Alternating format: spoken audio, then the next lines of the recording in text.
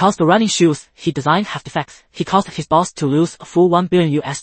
The man burdened with huge debts decides to go home and commit suicide. He fixes a sharp dagger and hangs his most failed work on it. Then he sits on the exercise bike without hesitation. But just as he is about to press the switch, the mobile phone on the table keeps ringing. He is very annoyed by the noise. He can only choose to answer the phone first, but his sister is crying her eyes out on the other end. It turns out that his father has passed away in their hometown thousands of miles away, and the moment his mother learned the sad news, she couldn't bear the blow and her spirit completely collapsed. Although he has been away from home for 8 years as the eldest son in the family, Caden must take on his responsibilities. Therefore, his suicide plan has to be interrupted. He will wait until he has taken care of his father's funeral affairs and then carry out the plan again. So he takes his father's favorite blue suit and embarks on the journey back home for the funeral, but what he doesn't expect is that this journey will completely change his destiny. I don't know if it's because it's the early morning, there is only Caden, a single passenger in the entire cabin, but it's just right for him to have a good sleep. However,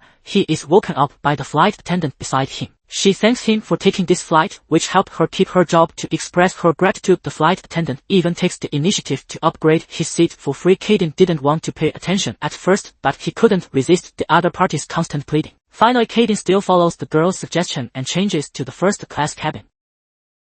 But this doesn't stop this talkative girl. Instead, she sits beside him and starts chatting on her own. When she hears that Caden is going to Elizabethtown to look for his father, the girl becomes even more excited. She says she is very familiar with that place, and she even takes the initiative to draw a route map for him. Facing the girl's chattering, Caden just feels annoyed inside at first, but the girl keeps talking about interesting topics, which gradually warms Caden's cold heart until he shows a smile on his face. Serafina then feels relieved. It turns out that she had already noticed the dejected man on the shuttle bus. The girl seems to have seen that Caden is currently at a low point in his life. Out of her genuine kindness, she can't bear to see someone suffering. Until dawn, when the plane lands, Serafina lies again, saying that he is the 10 millionth lucky passenger and gives him a flight medal and a coupon.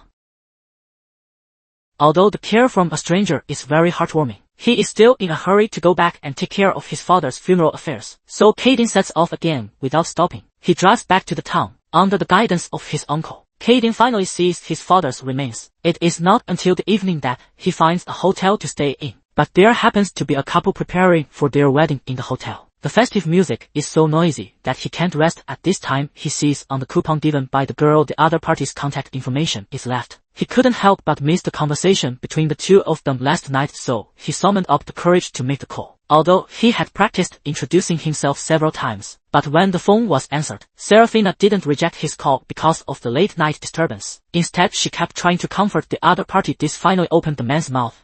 He took the initiative to start pouring out his heart. The two of them started chatting on the phone for a long time. Before they knew it, they spent the whole night talking. Seeing that there was only an hour left until dawn, Serafina thought that staying up late was bad for the body. Then it's better not to sleep and just stay up all night, so they made an appointment to meet halfway by car. They went to the mountains together to watch the sunrise. Even though it was only a half-hour drive, the two of them still didn't hang up the phone all the way. They successfully met halfway. But it was still too impulsive. What awaited them was only a sea of misunderstandings. There was no romantic sunrise as they had imagined. The girl regretted and said it would have been better to stay at home and sleep in this situation. After going down the mountain, Caden was still very reluctant to part, but Serafina said that she was going to Hawaii for a vacation, so the two of them said goodbye. In a hurry, Caden endured the sleepiness and continued to deal with his father's funeral arrangements. His uncles chose a graveyard for his father and buried him in the ground. His uncle selected a graveyard for his father and buried him in the soil. However, his mother insisted on cremation, and she said that she was still learning tap dance. Don't disturb her if there's nothing wrong. Caden was busy until the afternoon. He was just about to go upstairs to take a rest, but at this moment, he received a call from Serafina. Then she quickly emerged from behind him. She was going to drag him out for a walk together. Because his mother insisted on cremation, they chose an urn for their father. After that, the two of them strolled around the neighborhood, and they took a look at the Colonel Sanders of KFC. By the way, the continuous whispers made the environment seem even gloomier, even though they were in the lifeless graveyard. With Serafina's company in the surrounding air, there was a hint of hormonal scent. Just like this, they spent a whole day joyfully in the graveyard until they had to part at night. The ambiguous atmosphere still remained. Both of them couldn't help getting closer to each other just before they were about to kiss. Serafina was ultimately influenced by Lizzie.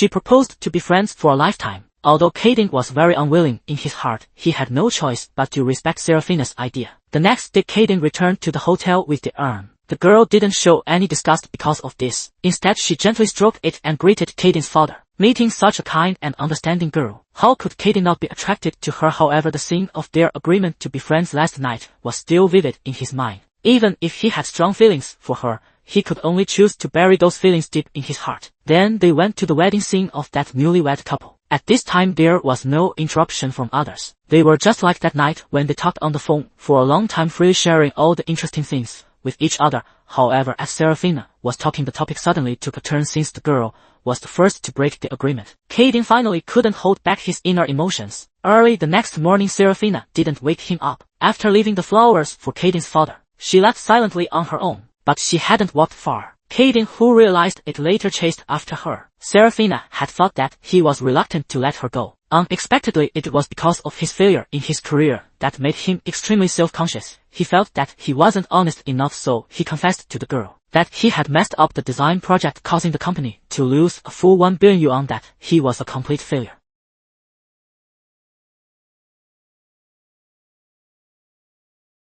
Seraphina thought that he shouldn't completely deny himself because of one failure. What he should do more was to gather his courage and cheer up again, and keep persevering and working hard to prove himself with the next success. Looking at the girl with tears in her eyes, Caden was instantly at a loss and stood there in a daze. When he came to his senses, Seraphina had already driven away.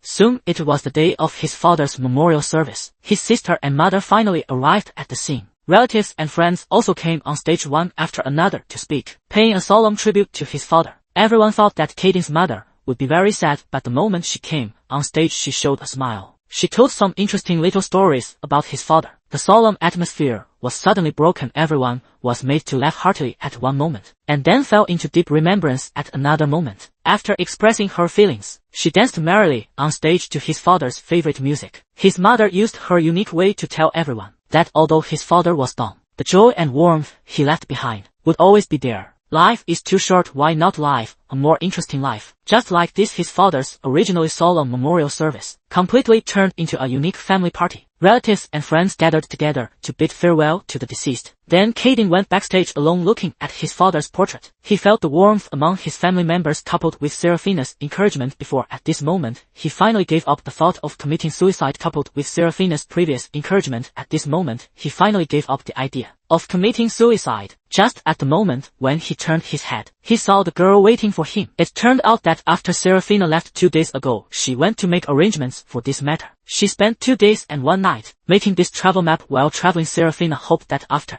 he finished handling all the affairs related to his father's passing, he could go home along the route she had mapped out, and then they could decide whether to be together officially or not.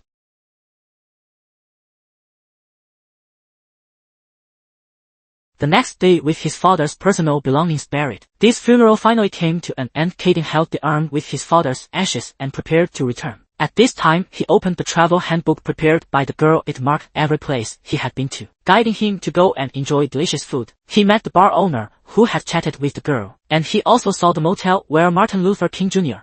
had stayed, looking at his father's ashes beside him. Caden recalled the happy times he had spent with his father in the past. At this moment, he suddenly came to his senses. How ridiculous he was when he was so determined to die. His former self, who was bent on death, seemed so laughable now. Caden made a complete reconciliation with his failed former self. At this moment, he was reborn. So he stretched his hand out of the window and scattered his father's ashes into this wonderful world. The scenery along the way thereafter left behind the footprints of him and his father traveling together. By chance, he saw the magazine published by his company again. Caden summoned up the courage to open it. It turned out that the company had made his failed design public. However, after this journey of self-improvement, Caden had already completed his transformation. After a short period of sadness, he continued his journey. Finally, he arrived at the last stop on the map. Following the guidance left by the girl, he found his failed work. There was a piece of paper inside.